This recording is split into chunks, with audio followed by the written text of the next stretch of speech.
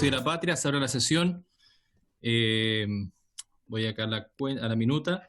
El acta de la sesión 51 queda reglamentariamente aprobada. El acta de la sesión 52 se pone a disposición de los miembros de la comisión.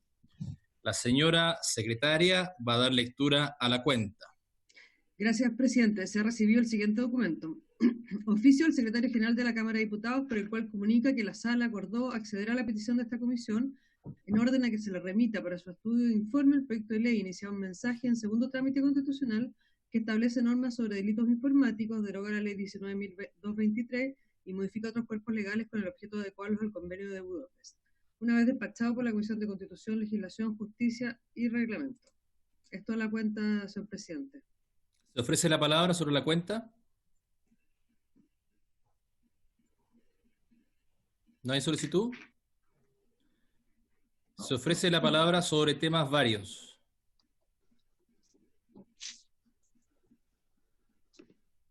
¿No hay solicitudes tampoco? Muy bien.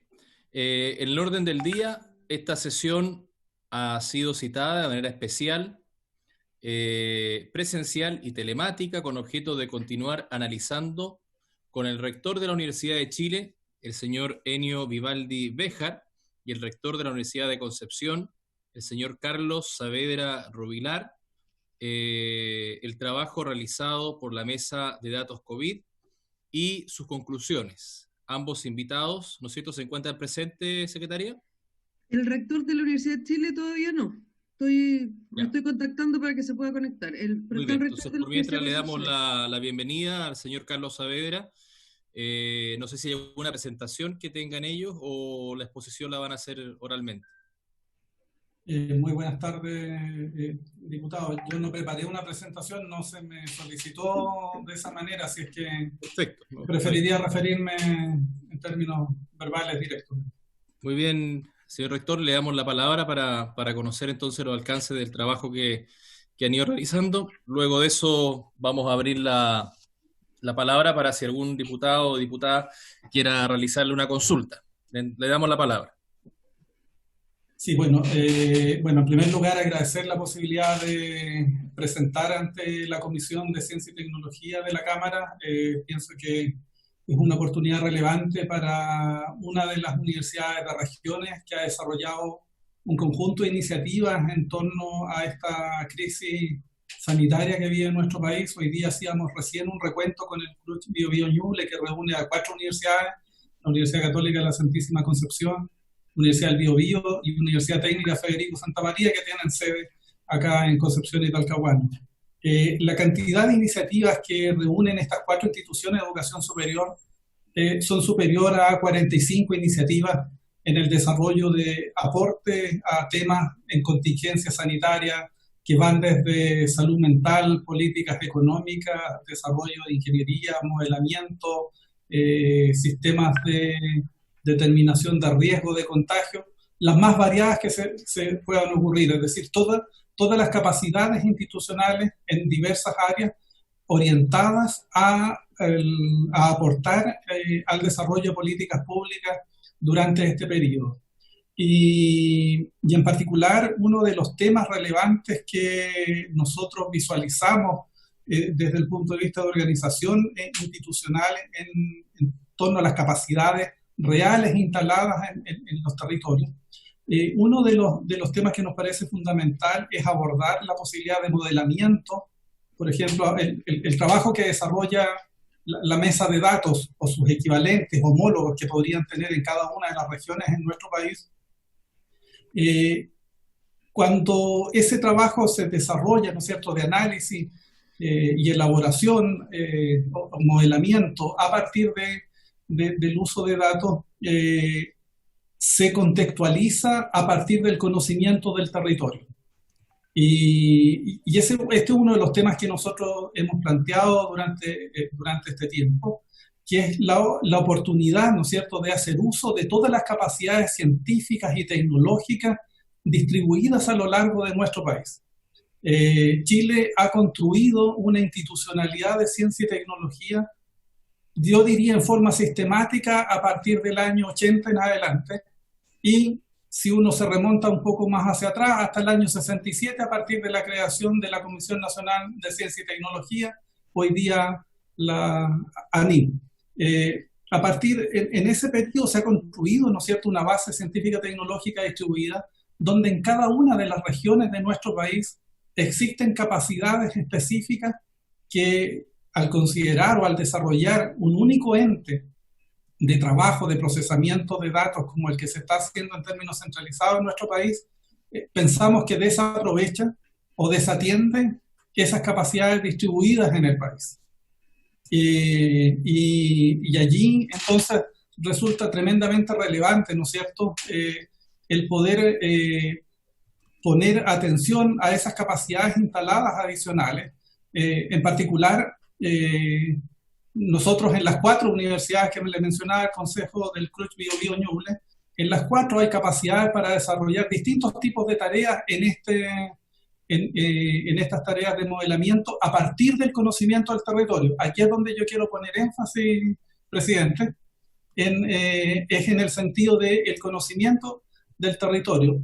Es altamente probable que el nivel de microinformación, por ejemplo, para alimentar sistemas, capas de sistemas de información geográfica que permitan la construcción de modelos de dispersión, de contagio, de expansión de contagio, sean tremendamente más atingentes a las necesidades del territorio a partir de la información que nosotros tenemos. Entonces, uno de los temas que hemos planteado es la posibilidad de que, si bien es cierto y necesario que en una crisis global como la que estamos viviendo, las decisiones políticas finales, las decisiones políticas o técnicas que se adoptan para el control sean de tipo centralizado, pero que cuenten con los antecedentes generados en los territorios donde existan capacidades específicas para ese desarrollo. La región del Biobío y del Ñuble, Valparaíso, Temuco, Valdivia, con certeza tienen al menos todos estos territorios, Antofagasta, todos tienen la capacidad de desarrollar sus propios modelos y aportar información a partir del conocimiento específico. Pero ¿qué se requiere para ello? Para ello se requiere la disponibilidad de datos científicos con todos los procesos de anonimización que se requieran, ¿no es cierto?, en este caso, cuando se refiere a personas, de manera de contar con información que no permita la identificación específica de las personas que están siendo afectadas y que pueden, ¿no es cierto?, ser estigmatizadas o afectadas en su privacidad a partir de ese conocimiento. Hoy día existen herramientas científicas que permiten esa anonimización de las personas y, por lo tanto, debiese haber una mayor disponibilidad de datos. Esto ya no lo hemos dicho nosotros, ¿no es cierto?, no lo ha dicho solo la comunidad científica. Recientemente también lo declaró el Consejo para la Transparencia, indicando precisamente que existen estas oportunidades. Entonces, ¿cómo? Es cierto que tenemos un Ministerio de Ciencia y Tecnología recién instalado, ¿no es cierto?, con estructuras poco consolidadas, y por lo tanto siempre resulta probablemente más cómodo trabajar con grupos centralizados en la región metropolitana, pero no necesariamente las capacidades instaladas, que las reconocemos técnicamente, no necesariamente representan todo el potencial en estos ámbitos que existen a lo largo del país. Yo en una primera ronda de opinión plantearía más bien estos aspectos, es cómo enriquecemos. Y aquí quiero que se entienda muy bien, lo que se está planteando no es un conflicto, ¿no es cierto?, con la región metropolitana. Si la pregunta es cómo construimos mejores políticas públicas a partir de la capacidad científica tecnológica distribuida y del conocimiento del territorio. Muy bien. No sé si quiere acotar algo más o abrimos una ronda de preguntas. Yo no, en esta parte no, si hay preguntas podría comentar más, digamos. Bueno, abro entonces el debate de las preguntas. No sé si algún diputado quiere tomar la palabra. El diputado Toá está pidiendo la palabra. Diputado Tomás, tiene la palabra. Gracias, presidente. Saludar a el rector de esa gran universidad de la región del Biobío. Y, rector, hay quienes sostienen que las grandes crisis no hacen más que acelerar procesos que se habrían producido de todas maneras, pero a una velocidad mucho menor. Yo creo que con esta crisis la ciencia,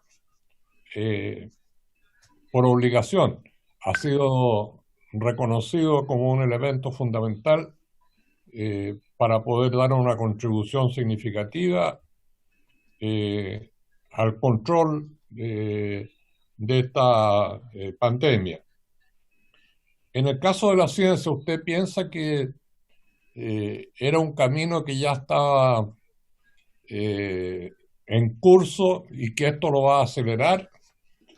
En particular, en lo que tiene que ver con investigación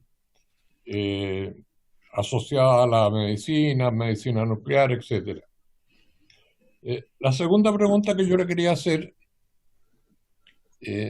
tengo entendido, y incluso lo hemos conversado personalmente, que a propósito de esta situación se ha constituido una red, o no sé cuál será el nombre exacto, de universidades y centros de investigación para coordinadamente aportar elementos que contribuyan a la solución de este problema. Yo quería preguntarle si en tiempos anteriores a la pandemia, en el caso de lo que se está haciendo junto con el Ministerio de Ciencia, si esta red universitaria y de centros científicos existía antes o estos hechos precipitaron esa necesidad. Otra cuestión que yo quería consultarle, voy a hacer 4 preguntas, pero después no hago más. Sí. Es si este ejercicio que se ha tenido que hacer por parte de las universidades tienden a confirmar la eficacia de la acción interdisciplinaria. Tengo entendido que por lo menos la biología y las matemáticas han tenido que sumar esfuerzos para poder hacer algunos cálculos, proyecciones del desarrollo de la pandemia. Pero en general, ¿usted siente que esa acción interdisciplinaria existe naturalmente o que existe un cierto grado de segregación entre lo que hacen distintos centros de investigación? Y lo último, rector, sí, naturalmente que si lo quiere contestar sí, y si no, por lo menos yo lo entiendo muy bien.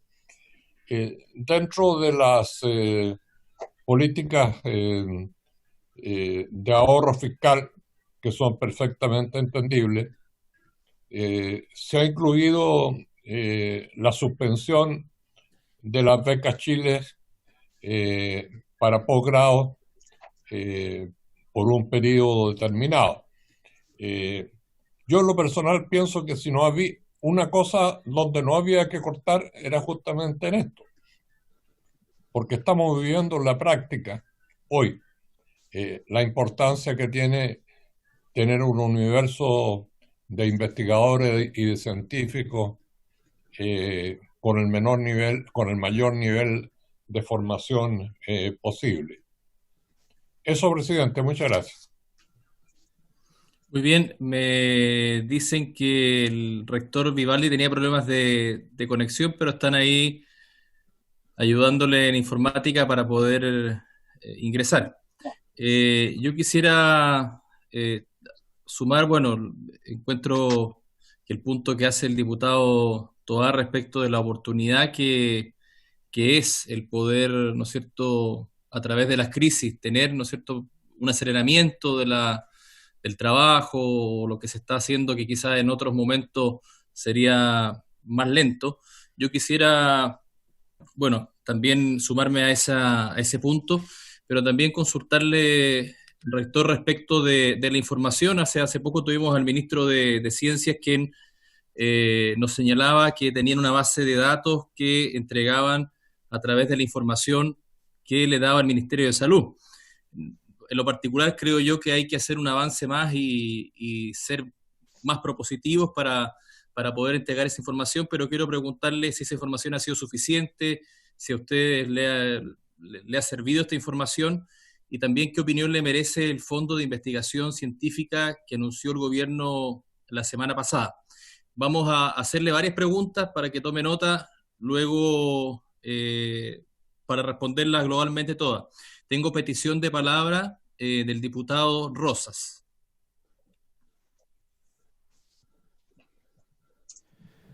Gracias, presidente. Quisiera consultarle al rector.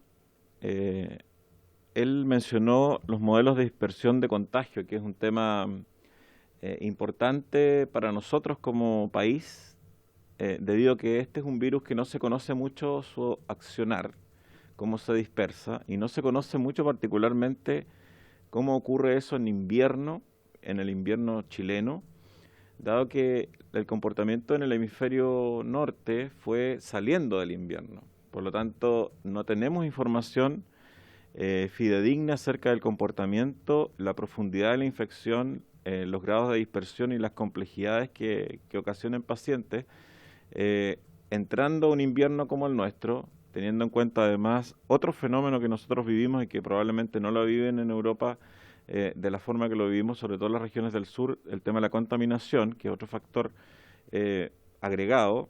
Y el tercer factor que no está en la ecuación que vivió el hemisferio norte, tiene que ver con los virus como influenza y VRC sincicial respiratorio, que ellos ya lo estaban superando cuando entró el coronavirus. Por lo tanto, esta integración de estos factores no las vimos en el campo, en los pacientes en Europa. Por lo tanto, me gustaría saber su opinión respecto a los modelos de dispersión que ellos pueden analizar como universidad, teniendo en cuenta estos tres factores que son distintos a la forma en que se presentó la pandemia en Europa. Eso, presidente.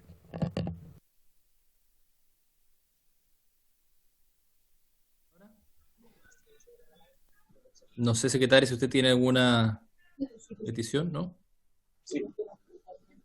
Sí, acá hay otra petición de la diputada. No la veo, no sé qué diputada. Diputada Pérez. Diputada. Bueno, primero quiero saludar a los integrantes de esta comisión. Yo vine de invitada, ¿no? La verdad es que me alegré mucho cuando vi al rector de la Universidad de Concepción, que también es de mi zona, por cierto, estudié ahí. Y me alegra también ver al diputado José Toá, ¿cierto? Jaime Toá, y que estemos tratando estos temas que sin duda son importantes para el país.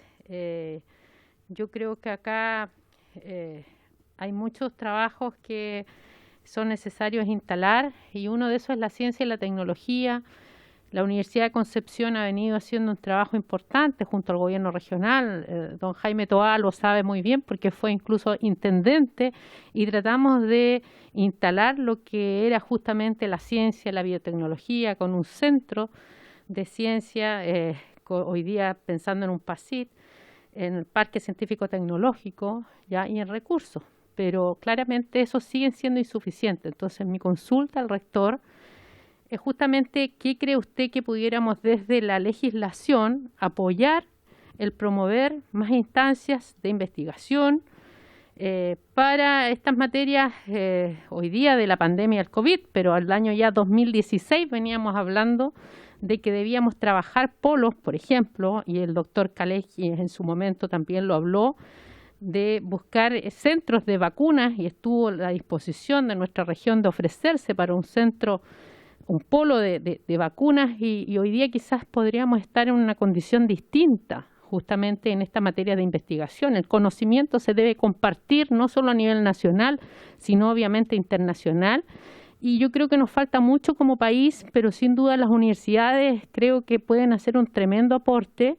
Y ahí mi consulta es justamente cómo desde este Congreso podemos apoyar y promover a través, lo habíamos conversado con el presidente Karim Bianchi hace un tiempo atrás, de cómo poder apoyar también desde esta instancia esos procesos que hoy día la situación que se encuentra en nuestro país en materia de coronavirus, pueden permitir abrir esas puertas que probablemente por materias de recursos o falta de visión, no hemos podido instalar en nuestro país. Y yo creo que es algo muy importante y por eso celebro que hoy día se esté escuchando a distintos rectores de distintas casas de estudio, pero instalarlo como una política pública abierta a la investigación, al desarrollo de estas materias, de vacunas, de desarrollo en la salud, del polo de desarrollo en la salud, lo hemos hablado, la Universidad de Concepción con el hospital regional, un polo.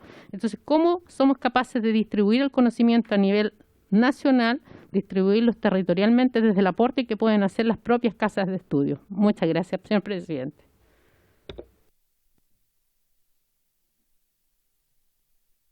Casa de estudio. Y para nosotros es fundamental eso también, que como visión de la comisión podamos tener no solamente centralizada la ciencia en Santiago, en el centro del país, sino que también nos parece fundamental la opinión y el trabajo que se puede desarrollar en las distintas regiones. Yo creo que la ciencia tiene que ser vista desde esa visión global que sobre todo las universidades tienen que impulsar en las distintas regiones. Entiendo que se ha sumado también el rector, ¿no es cierto?, Vivaldi. Le damos la bienvenida a la comisión. Partimos hace un rato, su colega de la Universidad de Concepción dio una exposición y bueno, le hicimos varias preguntas. Yo no sé, señora secretaria, si le damos espacio para responder o le damos espacio al rector Vivaldi para exponer. No sé qué será más prudente. La verdad es que se le puede olvidar las preguntas al rector. Sí, le damos entonces espacio al rector de la Universidad de Concepción para que nos pueda dar respuesta a las preguntas y después continuamos, ¿no es cierto?, para darle espacio también para que nos indique las acciones que están realizando al rector Vivaldi. Le damos la palabra a don Carlos. Bueno, muchas gracias. Buenas tardes, Enio. Aprovecho de saludar. A ver, voy a responder esto que parece un examen de doctorado, pero voy a tratar de responder todas las preguntas planteadas. Primero, acerca de los modelos de dispersión de contagio. Yo creo que lo que se plantea ahí es una pregunta fundamental, precisamente, sobre todo para las zonas del sur de Chile, ¿no es cierto?, para las ciudades que sabemos que tienen altos niveles de contaminación. Lo que se hace a nivel de modelamiento, lo que se hace es que se adoptan modelos climáticos globales y se particularizan a nivel de regiones, zonas geográficas específicas con resolución espacial incluso del orden de hasta 30, 50 centímetros. En la región del Biobío en particular estamos trabajando con el Ministerio de Salud, no con un modelamiento de tan alta resolución, pero sí del orden de 100%, donde cada píxel es del orden de 100% metros. Y esos modelos climatológicos en downscaling, en esta escala local, se alimentan a partir de medidores de contaminantes ambientales in situ, en terreno. Entonces, con una red espacializada de alta resolución, se complementan y se fortalecen muy bien estos modelos. En Concepción llevamos 2 años y medio trabajando en esto ya, y ya hay un resultado que se le entregó al Ministerio, a la Seremi regional, donde precisamente estos modelos permiten estudiar la dispersión de contaminantes y por lo tanto entender aquellos virus que se propagan en el material particulado, ya que se acompañan a material particulado. En particular en COVID-19 o en SARS-CoV-2, todavía COVID no están completamente caracterizados, pero si uno asume que tiene algún tipo de similaridad con los otros, estos modelos de dispersión le pueden ayudar para entender, ¿no es cierto?, cómo se pueden distribuir a partir de estos modelos climatológicos globales. Se puede hacer, por supuesto. Esto, como decía, hay empresas a nivel internacional que lo hacen hasta escalas de 30 por 30 centímetros, básicamente para estudiar dispersión de bombas sucias, ¿no es cierto?, bombas nucleares sucias en ciudades de alta habitabilidad. Pienso que sí se puede hacer y existen capacidades tecnológicas instaladas para ello. Existen distintos grupos de investigación. En la Universidad de Chile está el Centro de Clima y Resiliencia, en Concepción está instalado en la Facultad de Ingeniería, y existen otros grupos más que también pueden trabajar en este ámbito. Acerca de la crisis como oportunidad para el desarrollo científico-tecnológico, lo que hemos visto, y aquí yo quisiera hacer énfasis en cómo las universidades del Consejo de Rectores, del CRUCH en general, han desplegado todas sus capacidades científicas, tecnológicas, y han derivado su actividad normal hacia el desarrollo de políticas públicas. Yo diría en forma tremendamente generosa. O sea, por ejemplo, esta red de laboratorios que se ha instalado a nivel nacional, ¿no es cierto?, que con apoyo del Ministerio de Ciencia y Tecnología y del ISP se acreditaron una cantidad importante de laboratorios de investigación para transformarlos en laboratorios clínicos, es decir, usar las capacidades instaladas, tanto en infraestructura como en recursos humanos en las universidades, y apoyar en caso de déficit en cada una de las regiones para hacer caracterización de personas contagiadas. Ese es un ejemplo, pero hay decenas de otros ejemplos en los cuales se ha trabajado en colaboración y ha habido esta migración, como les decía, desde actividades de investigación a estas otras actividades de apoyo. Pero también hay distintos grupos que han desarrollado actividades de mayor de más larga data. Lo que estamos hablando acá son desafíos que son más bien temporales, que son relevantes para políticas públicas y para apoyar en estos tiempos, pero lo que muestra eso es la relevancia que tiene que tiene contar con una capacidad científica tecnológica instalada de alta capacidad. Esa migración, los grupos que ustedes vieron compitiendo en los desafíos para el desarrollo de los respiradores, esos son desafíos básicamente tecnológicos. Es producir en muy corto tiempo un prototipo de un dispositivo con formato de producto que esté listo para ir hacia una línea de producción. ¿En cuánto tiempo? En 3 a 4 semanas, desarrollos que sin esta urgencia podrían haber tardado entre 6 meses y un año. Entonces, equipos trabajando a alta capacidad, y son esos equipos humanos que tienen la capacidad de derivar hacia estas necesidades específicas del país.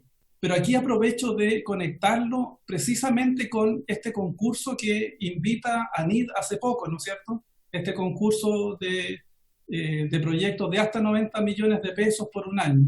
¿Es una buena noticia? Sí, hay que decirlo, es una buena noticia porque básicamente genera un reconocimiento a todos estos grupos que desarrollaron estas capacidades, apoyaron el desarrollo de políticas públicas y desviaron su atención. ¿Es suficiente? Definitivamente no. ¿Por qué? Porque aquí necesitamos abordar temas de país de más largo plazo. Fortalecer la capacidad de un centro de desarrollo de vacunas, desarrollar polos científico-tecnológicos orientados hacia salud, son absolutamente necesarios y con capacidad distribuida también en el país. Y allí los fondos y los montos son de otros órdenes. Entonces, si lo que me preguntaban ustedes desde la oportunidad del legislador es poder abordar estas temáticas en forma integral y poder pensar, imaginar políticas nacionales que permitan desarrollar estos grandes centros de investigación y no solo el aporte en recursos temporales para abordar desafíos inmediatos. Tenemos las capacidades para desarrollar vacunas, probablemente no con la velocidad que lo están haciendo otros países, pero hay experiencias previas que nos permiten mostrar que si invertimos en el largo plazo, vamos a tener capacidad instalada en el país. Allí probablemente el doctor Vivaldi, más desde su experiencia en el área médica, podrá complementar en estos temas. Y por supuesto, muchas de los desafíos de largo plazo que están aquí, o los desafíos de análisis hoy día, de entender contexto del desarrollo de esta pandemia, requieren del trabajo interdisciplinario. Absolutamente. O sea, para hacer modelamiento matemático, por ejemplo, de fenómenos, de estos fenómenos de propagación y dispersión de virus, básicamente uno podría pensar que son solo matemáticos o solo ingenieros que puedan trabajar en esto. Pero cuando uno tiene que incorporar la información de contexto, los aspectos socioeconómicos, factores antropológicos, culturales, que en los contextos, cuando incorporan variables de territorio, por supuesto que se entiende que se requiere incorporación de personas del ámbito de la sociología, del trabajo social y de otras diversas disciplinas que nos permitan, ¿no es cierto?, generar estos modelamientos efectivos que permitan adoptar decisiones en conocimiento del territorio. Creo que uno de los últimos temas que se me preguntaba es si estamos de acuerdo o no con la suspensión de becas, o sea, la necesidad de desarrollar capacidades, ¿no es cierto?, de mantener la formación de recursos humanos en nuestro país. Es claro que el desarrollo de largo plazo en nuestro país depende fuertemente de la capacidad o de los recursos humanos altamente especializados.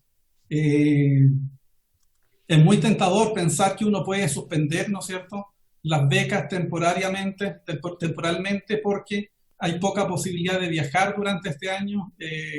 Y yo pienso que ese no debió haber sido uno de los elementos de decisión, porque quienes postulan a estas becas lo hacen en un programa de trabajo de largo tiempo. O sea, probablemente llevan años preparándose para esta oportunidad, personas que consiguieron las oportunidades, que se han recibido en otras universidades en el extranjero, y tal vez lo único que debió haberse diferido es el inicio de estas becas y no esta suspensión del concurso de este año. Haber simplemente diferido el inicio de sus actividades. Creo que con eso abordo razonablemente bien los puntos que estaban planteando. Muchas gracias, rector. En el mismo tenor que hemos comenzado con usted, queremos darle la palabra a don Ennio Vivaldi, recordando que en el orden del día el objeto que tenemos es ver el trabajo que se ha realizado por la mesa COVID, sus conclusiones, y también hemos abordado un poco las oportunidades que surgen a través de esta crisis, de cómo poder ir desarrollando la ciencia, el rol de la universidad, las políticas públicas, y queremos consultarle a usted, rector, cómo ha sido este trabajo, si se ha escuchado, ¿no es cierto?, la voz de la ciencia, de los científicos, si la información recibida por usted para tomar decisiones, para poder aportar, ha sido la óptima. Queremos conocer esas impresiones. Le damos la palabra a don Ennio. Oye, en primerísimo lugar, mi más doliente excusa, porque realmente yo estuve puntualmente a la hora y se produjo un caso insólito, digamos, como se comunicó cuando hubo el apagón de Nueva York hace décadas atrás, un acto de Dios, porque se acumularon demasiadas cosas imposibles, y por eso que estoy llegando atrasado, pero lamento infinitamente no haber estado presente en la presentación que hizo el rector de la Universidad de Concepción.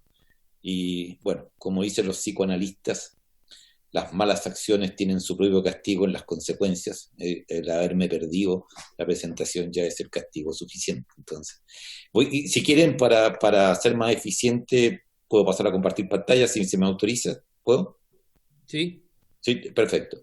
Quizás antes de eso, como yo creo que aquí hay dos preguntas clave, y es, ¿los científicos están recibiendo la información que necesitan?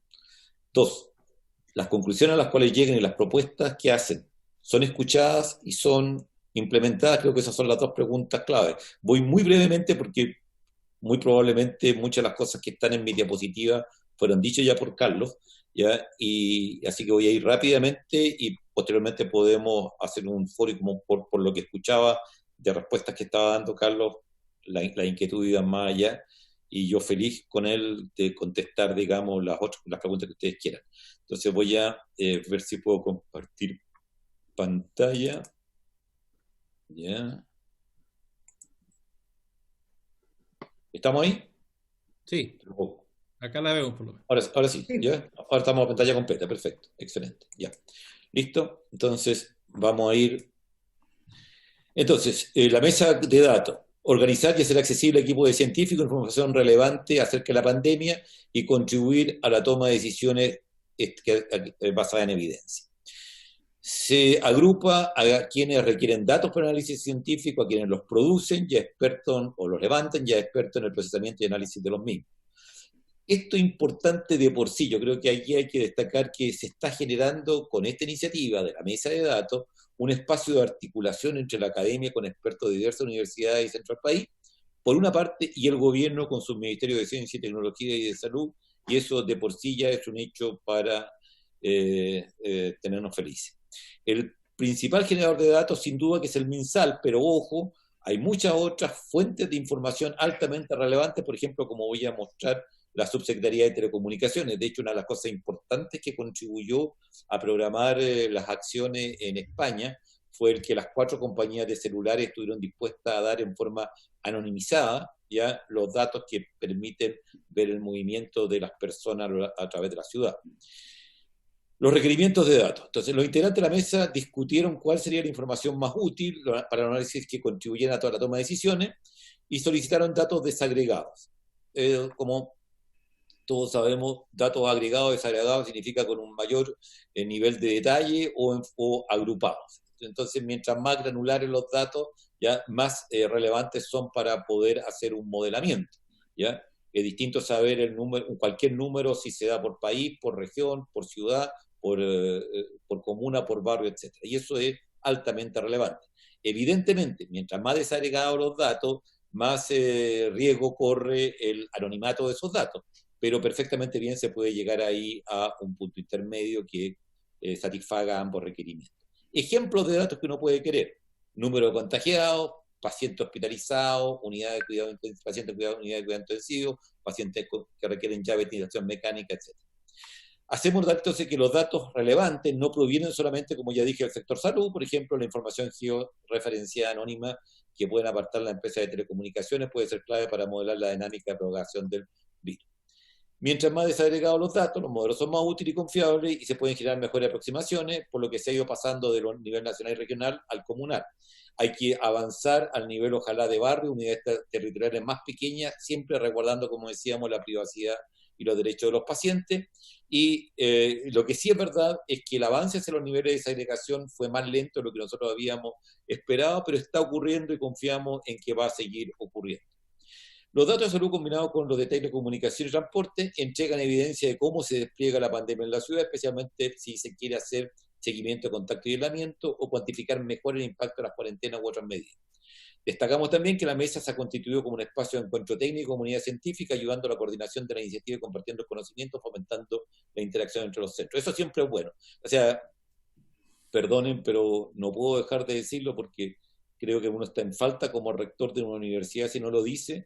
Pocas ideas más absurdas que las universidades vamos a ser mejores universidades mientras más rivalicemos y más compitamos.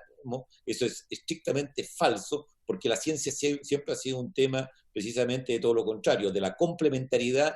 Ya uno en un experimento determinado, en alguna parte se hace la parte morfológica, en otra parte se hace la parte funcional, en otra parte la parte informática. Por lo tanto, la ciencia es una cuestión de complementariedad y de cooperación por sobre todo. Y creo que ese solo hecho ya es interesante cómo se han ido vinculando entre sí institutos que están trabajando en temáticas semejantes. Nosotros estamos realizando esfuerzos para contribuir a esta pandemia de los más diversos actos, hemos puesto de nuestros ámbitos, perdón, hemos puesto a disposición las competencias científicas, etcétera, y técnicas de los académicos funcionarios, y hay múltiples iniciativas que voy a nombrar solamente algunas. Modelo de microsimulación de propagación del COVID-19. Este modelo analiza los patrones de movimiento de Santiago con datos del sistema de admisión escolar y Transantiago, entre muchos otros. Nótese que aquí hay una cantidad, una facilidad para obtener datos enormes, porque nosotros tenemos, porque contribuimos al sistema de admisión escolar, y eso lo hizo el Departamento de Ingeniería Industrial de nuestra universidad, ayudó al Ministerio de Educación en su momento a generar esto, y eso implica que tiene toda una cantidad de datos de cómo se trasladan escolares, y por lo tanto los padres, o lo que fuere, o el sistema de transporte, de una comuna a otra. Están todos los datos del Transantiago, los da la tarjeta VIP, que permite ya, por lo menos para los que cumplen con el requisito de pagar su viaje, ya cumple con por lo menos tenemos sobre ellos la información de cómo se movilizan a lo largo de Santiago. Este es uno de los pocos modelos que permite analizar el comportamiento de la pandemia bajo diferentes estrategias de contención, como por ejemplo qué efecto tienen las medidas de confinamiento, el testeo masivo, las cuarentenas intermitentes, suspensión de actividades docentes. Voy a terminar diciendo que, en nuestra opinión, hay una convergencia maciza entre la calidad de los análisis que se hacen, las conclusiones que esos análisis llegan y la política y la democracia. Porque en el fondo, la política y la democracia se basa en una autoridad que dice, vamos a tomar esta decisión, queridos conciudadanos, porque la evidencia nos dice que si hacemos esto va a ocurrir esto, y si hacemos esto otro va a ocurrir esto otro. Entonces nos parece que este concepto es clave porque, insisto, implica la potenciación recíproca de la ciencia y la política. Y aquí tienen un ejemplo de microestimulación. Aquí tienen Santiago Centro, que está puesto acá en relieve. Ya esta es la comuna que estamos aquí modelando. ¿Qué es lo que hacen estos datos de modelación? Por ejemplo, aquí ustedes tienen una cantidad muy importante de los movimientos del transporte público de Santiago. Estas son las posibilidades que tienen los que están en Santiago Centro de ir por distintas vías de transporte público a distintas zonas, y se sabe perfectamente bien cuántos son los que realmente la hacen, porque se pueden traquear las tarjetas VIP, ¿ya? Y se puede seguir exactamente cuántas personas van y vuelven de un lado para otro. Y los riesgos de contagio ya pueden ocurrir en el hogar, en el trabajo, pueden ser en el ámbito comunitario por el contacto social. Si hay en el hogar depende mucho del nivel socioeconómico, eso también se puede perfectamente bien modelar. Aprovecho de hacer un comentario ad later, pero que es muy relevante hoy día. Ojo, en ciudades tan profundamente segregadas como es el caso de Santiago, ¿ya? Tenemos que tener mucho cuidado hoy día, porque otra ciudad muy profundamente segregada en el mundo, que ha tenido lamentablemente ha concitado la atención, como es el caso de Nueva York. Es evidente que en Nueva York fue totalmente distinto el impacto del COVID-19 en Long Island, donde las casas están separadas por, qué sé yo, hasta 100 metros, 200 metros, 300 metros de una a la otra, ¿ya? Que lo que ocurre en el Bronx es que está todo hacinado. Y uno de los temores razonables que uno tiene hoy día, ojalá que no ocurra algo peor, pero hay una visión que no deja de ser realista y que dice, bueno, lo que hemos vivido hasta ahora, los sectores que hemos conocido, sobre todo el COVID-19 en Santiago, son sectores bastante más parecidos a Long Island, y lo que nos queda porque entre el COVID es bastante más parecido al Bronx. ¿Ya? Y eso estamos diciendo como, pues, digamos, de alguna manera estos datos de las alzas que ha habido en los últimos días podrían sugerir eso. Y esto lo digo solamente con el propósito de hacer conciencia de que hay muchas variables que están influyendo aquí, y que yo creo que en eso está todo el mundo de acuerdo, y creo que el presidente de la República fue muy claro, los ministros han sido muy claros en decir que en ningún caso hay que tener triunfalismo, ni dar el problema por superado, ni estar contento porque en algún momento tendió a aplanarse la curva, sino que tenemos que estar muy alerta porque pudieran ser en forma distinta las condiciones. Por eso que ahí viene el concepto entonces de el nivel socioeconómico como una forma muy importante de contagio. Si hay 8 personas viviendo en 2 ambientes, la situación de contagio es distinta a que si hay 4 viviendo en 3 dormitorios y a 20 metros de la casa del lado. Y lo que le hace la moderación, digamos, cuando uno la ve en acción, que realmente es incluso hasta casi estética, digamos, la forma como se presentan estos datos de microsimulación, ¿ya? Básicamente se dice, bueno, si tomo un grupo al azar de tantas personas que viven en el Santiago Centro y los distribuyo, ¿ya? Y veo y grafico quién es sano, quién está contagiado, y lo pinto con azul, ¿ya? Quién está contagiado con incubación, y lo pinto con celeste, ¿ya? Quiénes son infecciosos sin síntomas, y lo pinto con naranjo, quiénes son sintomáticos infecciosos con rojo y recuperados inmune con verde, ¿ya? Y cada persona puede o no cambiar en función de cómo se haya transportado, lo que haya hecho, cuánto haya estado, y eso tiene una simulación, por supuesto, todas estas simulaciones se hacen con una base objetiva, o sea, se sabe cuál es la probabilidad, cuál es el grado de hacinamiento, se sabe cuánto tiempo está en una u otra situación, etc. ¿Ya? Y por lo tanto, eso uno puede simularlo y puede ver cómo los puntos se van pasando, digamos, pueden pasar de azul a celeste, de celeste a naranjo y eventualmente a verde, o de naranjo a rojo y eventualmente a verde, recuperados supuestamente inmunes, esperemos. Le hago una consulta, rector. Sí, por supuesto. Respecto a este mismo punto, porque en estos modelos de microsimulación, usted ahí hablaba de Santiago, pero yo no sé si tienen alguno hecho en regiones, sobre todo las más críticas. Yo represento la región de Magallanes y una de las dudas que concita es por qué esta región tiene una tasa tan alta, ¿no es cierto?, de contagio. Usted hablaba del nivel de segregación. Acá la verdad que las casas están muy lejanas unas de otras. El gobierno siempre tiende a criticar quizás la conducta social que se tiene, pero la verdad que acá, independiente de eso, yo veo que es muy parecida a de otras regiones que incluso no están en cuarentena. Acá estuvimos más de 5 semanas en cuarentena. Entonces, yo no sé si dentro de esos criterios, por ejemplo, para poder explicar en este caso excepcional, porque a mí me preocupa porque estamos entrando en época ya donde pueden haber nevazones, donde el invierno se hace más crudo.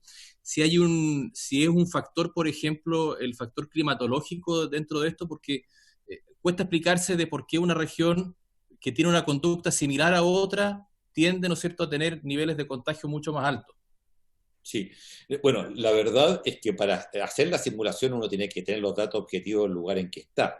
Ya tiene que partir de la base de cuáles han sido las tasas que se han visto, o sea, el R, que la letra simboliza la capacidad de reproducción que tiene la enfermedad de un individuo a otro, y los R han sido bastante más elevados en Magallanes que en otros lugares, y había que tratar de entender por qué.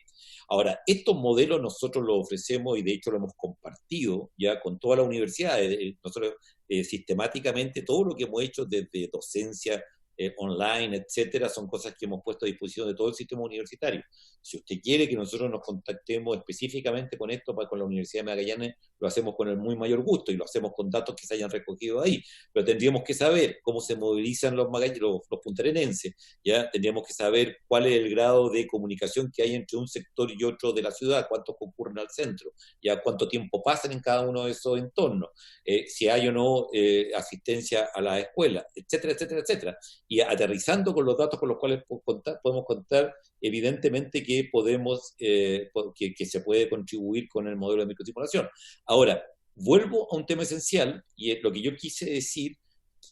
No sé cuán segregado, no sé cuán segregado, pero es lo que quiero decir, más que la segregación socioeconómica per se, más que decir aquí viven los ricos, aquí viven los pobres, ¿ya? El punto es que los distintos sectores de la ciudad se manejan de una manera totalmente distinta en cuanto a características que son claves para la propagación de la pandemia. Y eso es lo que primero que uno tendría que preguntarse en Punta Arenas. Si hay sectores de Punta Arenas en que hay mucho hacinamiento, en que las casas son contiguas, en que hay mucho más visitas del vecino al otro, etcétera, ¿ya? Y con respecto a otros sectores es claramente un factor a considerar cuando uno analiza qué es lo que va a pasar en Punta Arenas. Pero lo que yo quería enfatizar es que en Santiago los sectores que han sido más afectados, y es probablemente por una razón muy obvia, porque los sectores en los cuales llega gente que tuvo oportunidad en el verano de viajar a otras partes, al viajar a otras partes tuvo el riesgo de contraer la enfermedad, al volver a Santiago a sus casas desarrolla la enfermedad. Y esa gente ya habitualmente es del mismo sector, que es el sector más acomodado de Santiago, en que las condiciones de hacinamiento son mínimas comparadas con el resto, ¿ya? Y en que las condiciones, hay una cantidad de otros factores protectores, como decimos en medicina, o sea, que disminuyen el riesgo. Y eso lo señalaba y lo reitero, porque no es que uno esté pronosticando que eso va a ocurrir, pero claramente el sector que se ha visto más afectado, por así decirlo, es el sector más protegido, que si comienza a afectarse en forma seria sectores donde hay mucho hacinamiento, el desarrollo va a ser totalmente distinto. Ahora, encantado de nosotros compartir, volviendo a su pregunta, esto con la Universidad de Magallanes, como lo hemos hecho con con todo lo que tenemos a esta disposición de todo el sistema universitario, y de entendiendo las características específicas, lo podemos hacer. Yo con mucho gusto puedo conversar con Juan Oyarzo, con el rector de la Universidad de Magallanes, y compartir esto. Lo mismo lo digo para cualquier otra universidad del país, que de hecho ya se ha realizado algo así. No sé si contesto la... Sí, le agradezco la respuesta, y además valoro igual la voluntad, porque la verdad que a veces cuesta explicarse el por qué, digamos, una zona tiene, digamos, teniendo un comportamiento similar al de otras regiones, esta excepción. Entonces, la verdad que no contamos con los datos, y nos gustaría, no solamente en esta región, sino que en aquellas regiones donde ha habido un nivel de expansión mayor, sería interesante ver el comportamiento de esto, que yo creo que hay muchas cosas que ignoramos y que sería interesante tener esa información. Sí, otra cosa a propósito, perdona, de eso, las características intrínsecas, ya nosotros también tenemos un estudio, porque tenemos un proyecto grande que tiene que ver con los genomas de humanos y de distintas especies a lo largo de Chile, ya, que son genomas, la mitad del proyecto es en humanos y la otra mitad en las más diversas especies de los reinos animal y vegetal, si se quiere decir así, ya, y con toda esa infraestructura que hay, uno hace análisis de secuenciales del ARN, porque estos son virus de RNA, ya, del ARN de los virus, y ahí uno puede detectar distintas variantes, cepas, y es una cosa que también estamos estudiando y que también podría, de alguna manera, uno hipotetizar, estoy hipotetizando, que pudieran haber variantes distintas que hayan llegado a distintos lugares y que se expresen en distintos grados de virulencia. La palabra virulencia, ustedes saben, no se usa por virus, pero es perfectamente válida en este caso. Bien, ¿le parece? ¿Estamos? Sí, no sé si algo más que agregar o no, voy a seguir. No, termino la presentación, digamos. Yo la interrumpí por pero queda muy poco. O sea, o si quieres termino antes. Así que está bien. No, yo encantado. Eso, yo soy especialista en ciclo sueño vigilia, así que sé que la gente tiende a quedarse dormida entonces que me interrumpan y me hagan preguntas, algo que anima la presentación. Bueno, las predicciones con datos observados hasta el 6 de abril, y aquí tienen un ejemplo típico de lo que son estos, y aquí tienen abajo, en el eje de las abscisas, tienen las fechas, distintas fechas de lo que uno espera que vaya ocurriendo. Aquí, ojo que esta es una curva logarítmica, perdón, esta es una escala, disculpen, una escala logarítmica, la que está aquí en el eje de la ordenada, en el eje de la Y o de las Y, ¿ya? Y aquí tienen 1, 10, 100, 1000, 10.000, o sea, esto no es lineal, esto es logaritmo. Y ustedes pueden ver cómo cambia drásticamente la expectativa de lo que va a ocurrir en función del análisis que hacíamos antes, si es que uno considera distanciamiento social y cierre de colegios, y si uno en este otro escenario considera una cuarentena total de la región metropolitana, ¿ya? Esto sería los valores esperados. Y como ejemplo de otras alternativas, de las miles que puede tener una autoridad para implementar, aquí se supone que se agrupan las comunas en 6 zonas definidas por los servicios de salud metropolitanos. Hay 6 servicios de salud en la región metropolitana. Entonces, se decide que para una zona se activa o se desactiva la cuarentena con un umbral que es de 5 por cada 10.000 habitantes. Cuando el número de contagiados activos se presume que es de más de 5.000, se instala la cuarentena. Cuando baja de 5, perdón, disculpe, cuando sube de 5 por cada 10.000 habitantes, se instala la cuarentena. Cuando baja de 5 por cada 10.000 habitantes, se suspende la cuarentena y se retorna esto. Y uno se puede plantear, y esto es lo que se llama el escenario de cuarentena intermitente, que lo deja relativamente establecido.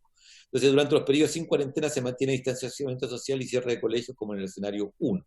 Entonces, muy interesante, no voy a mostrar los datos, el análisis completo se hizo llegar al gobierno recientemente, lo que hoy día o ayer, pero por ejemplo las cosas que uno puede modelar, uno dice, bueno, en una cuarentena intermitente, ¿dejo o no dejo que los niños vayan al colegio cuando estamos sin cuarentena? Y uno puede perfectamente bien modelar cuáles van a ser los efectos diferenciales. De hecho, los periodos sin cuarentena se van a cortar si uno deja que los niños vayan al colegio, porque más rápidamente van a volver al umbral de 5 por cada 10.000. Pero uno puede perfectamente bien modelar qué es lo que pasa si uno toma una u otra alternativa.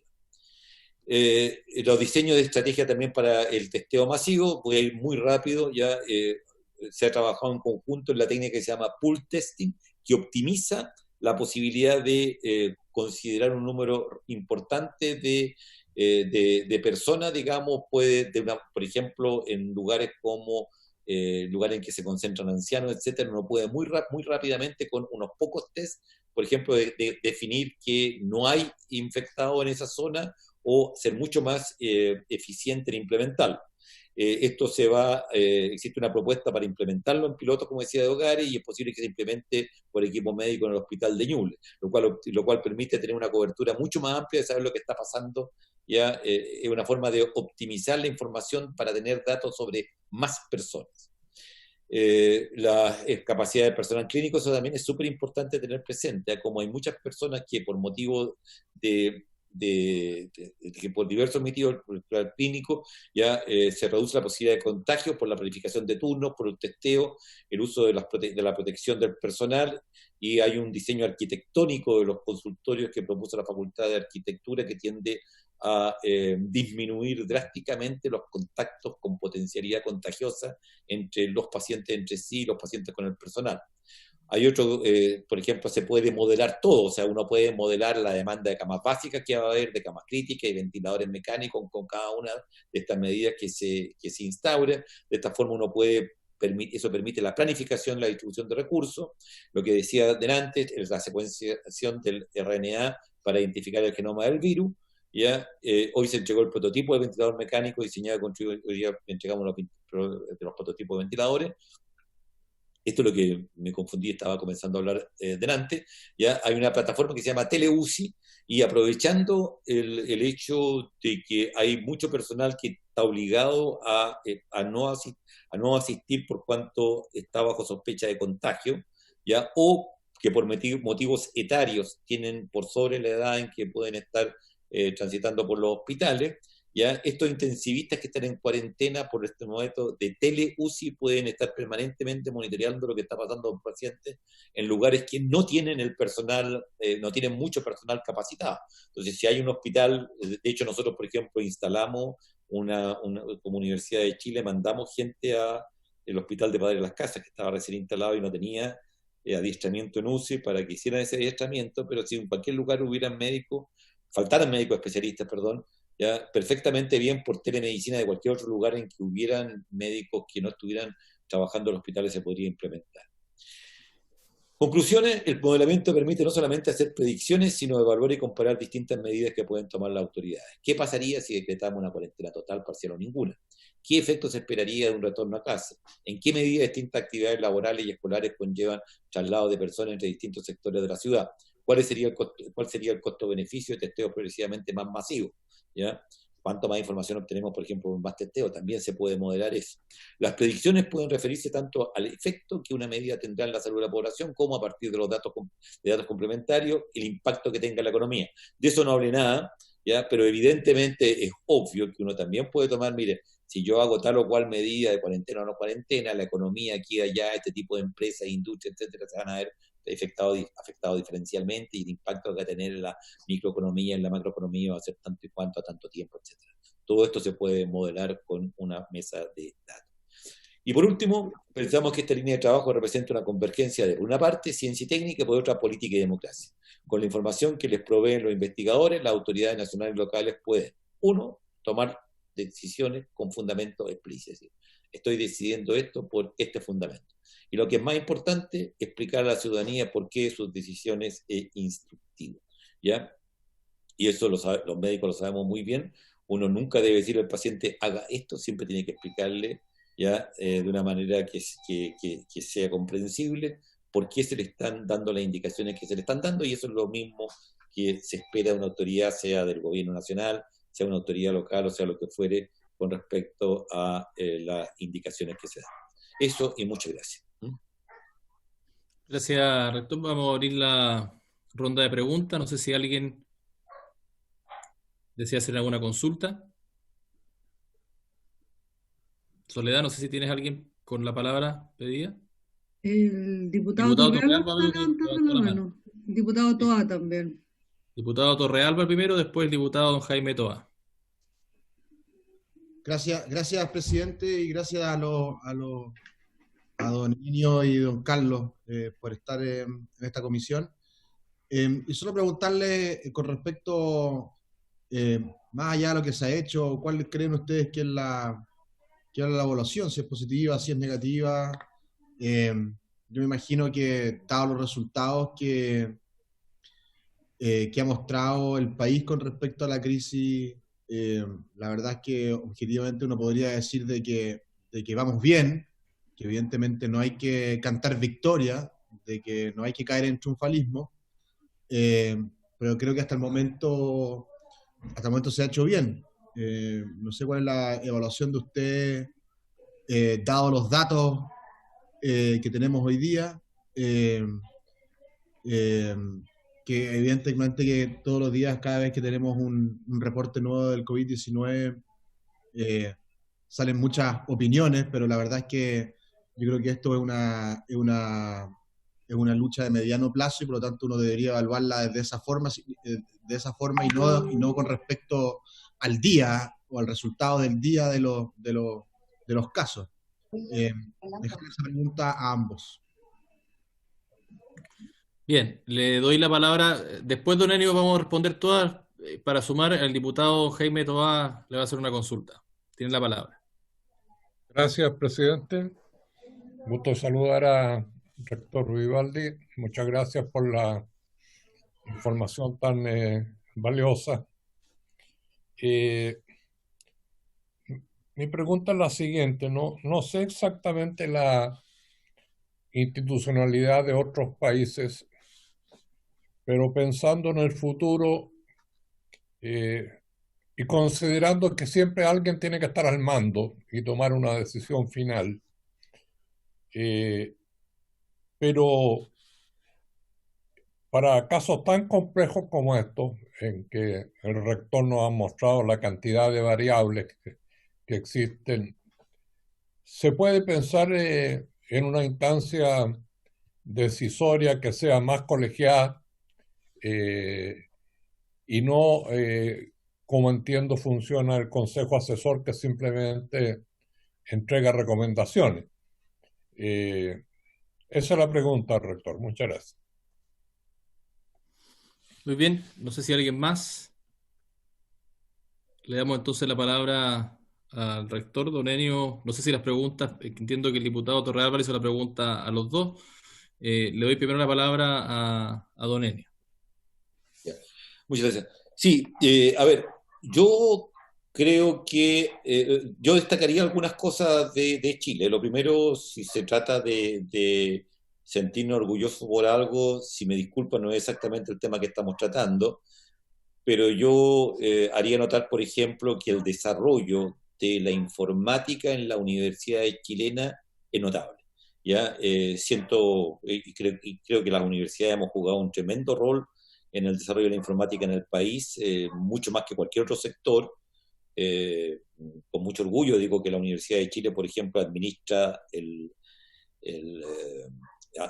dominio de Internet del país, que yo creo que ocurre eso en muy pocos países.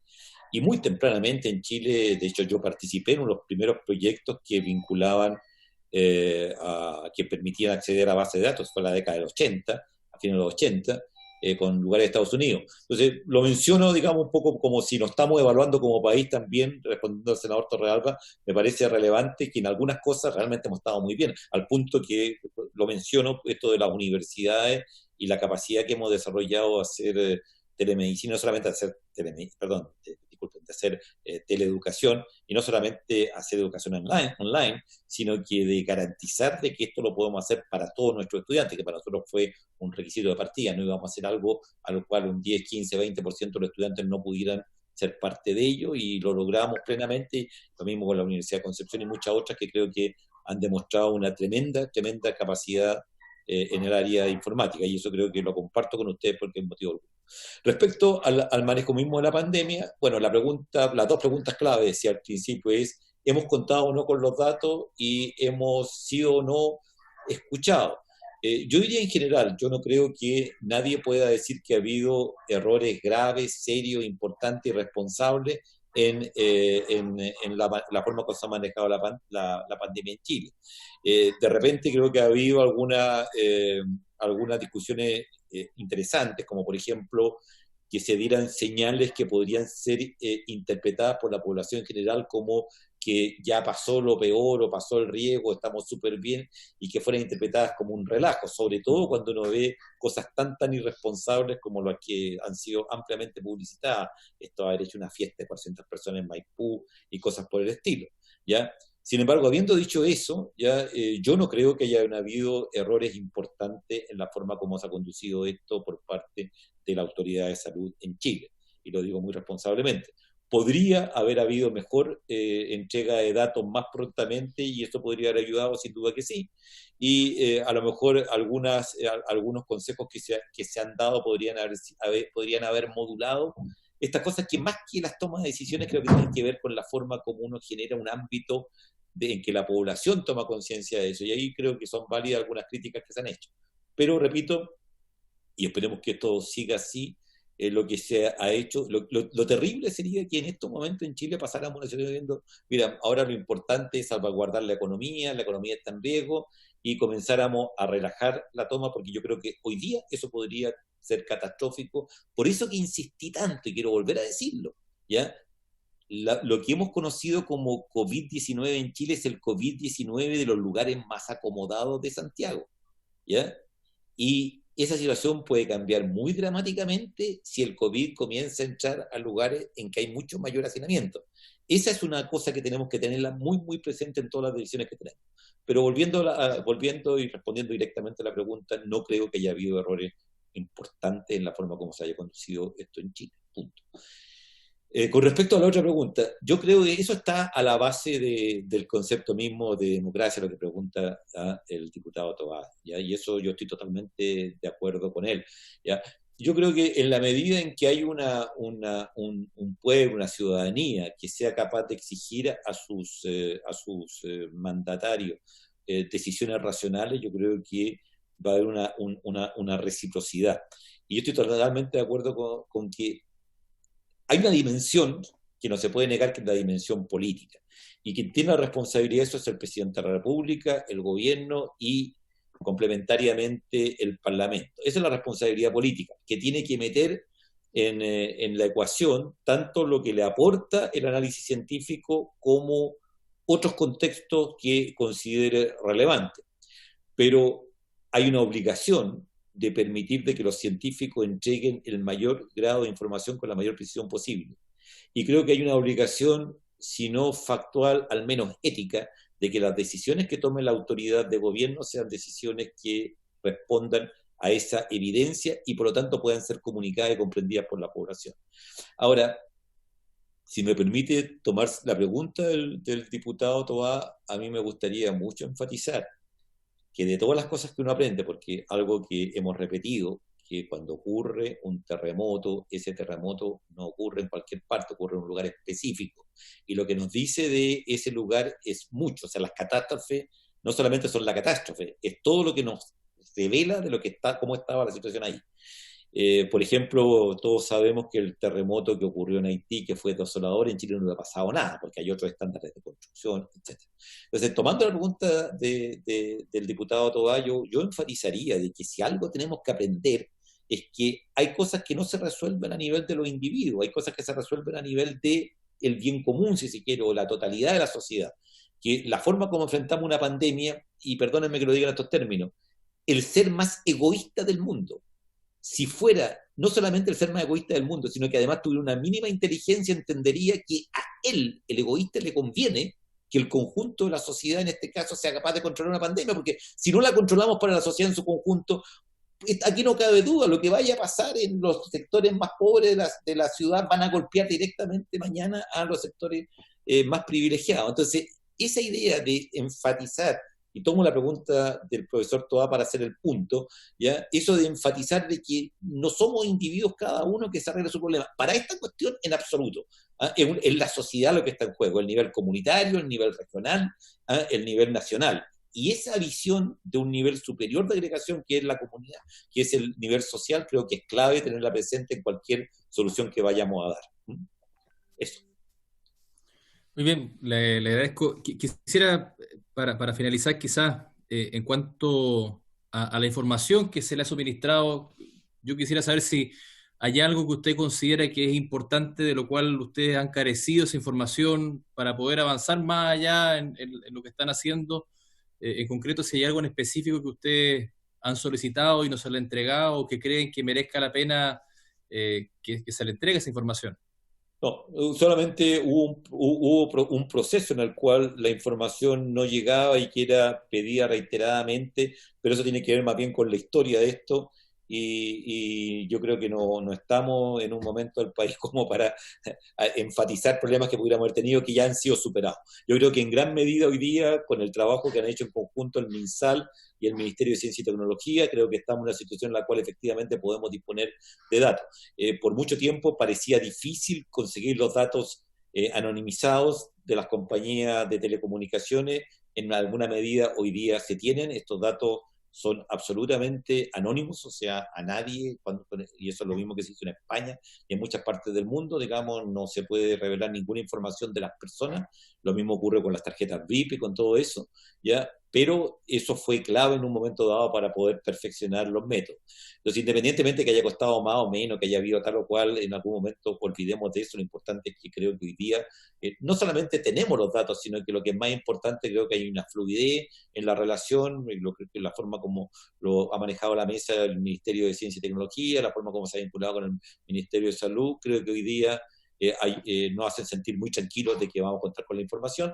La otra parte, la parte que va desde los científicos a la política, bueno, ahí veremos cómo la toma de decisiones considera o no esta información que se le está dando, pero nosotros estamos checando al gobierno sistemáticamente información clave para temas como, por ejemplo, el tema de la vuelta a clase, el tema de la apertura de los colegios, qué significa.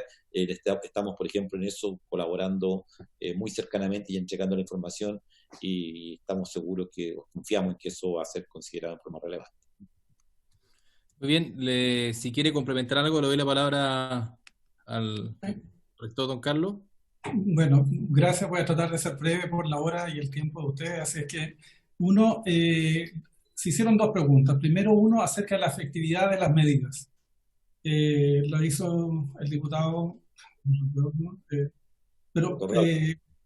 ¿perdón? Torrealba creo que fue, ¿no? Sí. Torrealba que fue, sí. Sí.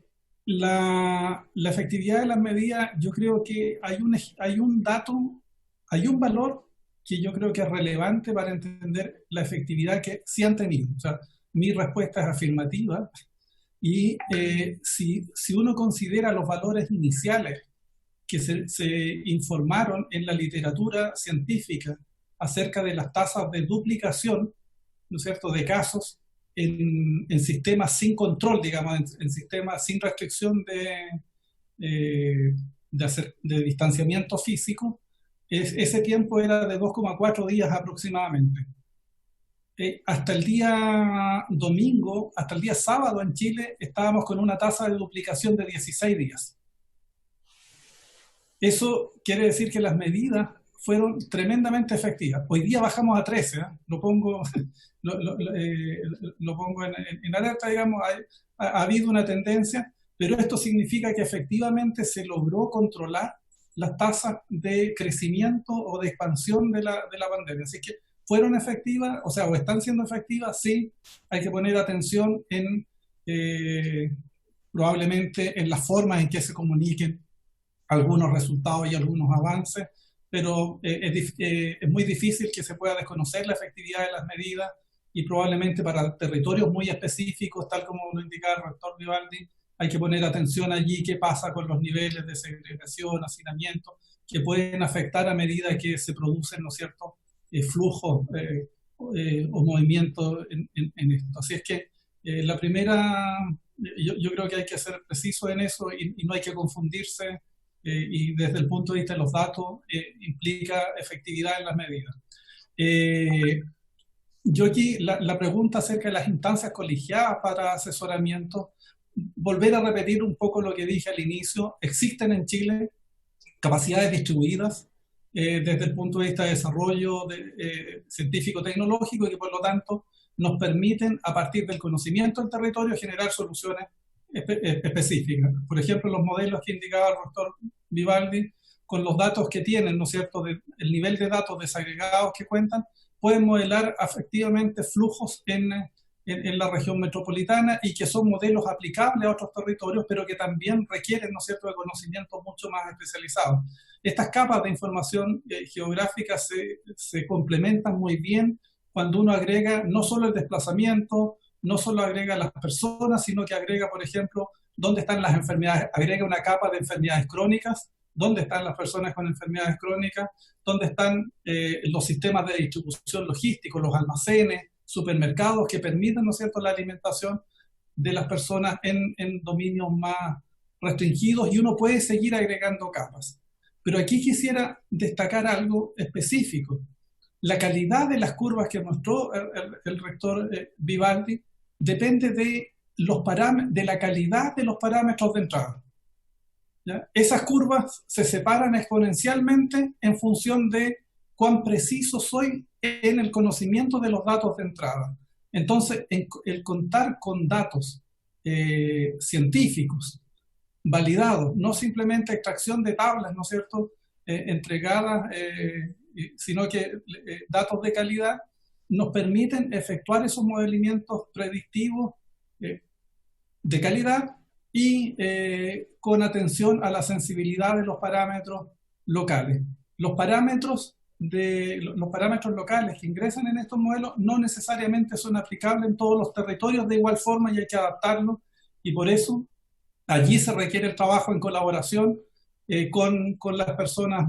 No es simplemente una transferencia, ¿no es cierto?, tal como muy bien lo explicó el rector Vivaldi, no es solo una transferencia, se requiere el trabajo especializado con la gente del territorio para poder hacer un buen uso. Entonces, la posibilidad de construir mecanismos de asesoramiento colegiado, a mí me parece que es clave. Es importante centralizar al momento de adoptar decisiones para todo el país, pero en estos desafíos, incluso con estas microsimulaciones o sistemas equivalentes, uno puede llegar a generar medidas a nivel local, incluso a nivel de manzanas o barrios, y con muchos menores efectos que los que tienen sistemas generalizados de cuarentena. Y tal como pienso que uno de los desafíos, tanto científicos, tecnológicos, como políticos, democráticos, como bien se hizo en esta, es la construcción de nuestra curva de control. Mientras no exista, ¿no es cierto?, una vacuna que permita abordar en forma integral el control en la población más susceptible, lo más probable es que tengamos que construir estas curvas de control, curvas de cuarentenas intermitentes, y en el mejor de los casos con espacialidad a nivel de barrio, al menos. No necesariamente arrastrando a comunas completas a estas situaciones, sino que permitir, ¿no es cierto?, a partir del conocimiento muy especializado de datos, poder tomar decisiones. Entonces, orientar modelamiento a nivel nacional, con conocimiento de los territorios, y finalmente con una decisión política que permita también la independencia de los gobiernos regionales, que puedan adoptar decisiones específicas en sus territorios. Eso. Bueno, yo le agradezco a ambos la presentación. Para finalizar, quisiera poder pedir acuerdo para poder citar a la directora de la NIT para que pueda exponer respecto del congelamiento de las becas Chile, doña Aysén Echeverry, para la próxima semana. No sé si podemos tomar ese acuerdo. Perfecto, entonces citamos para la próxima semana.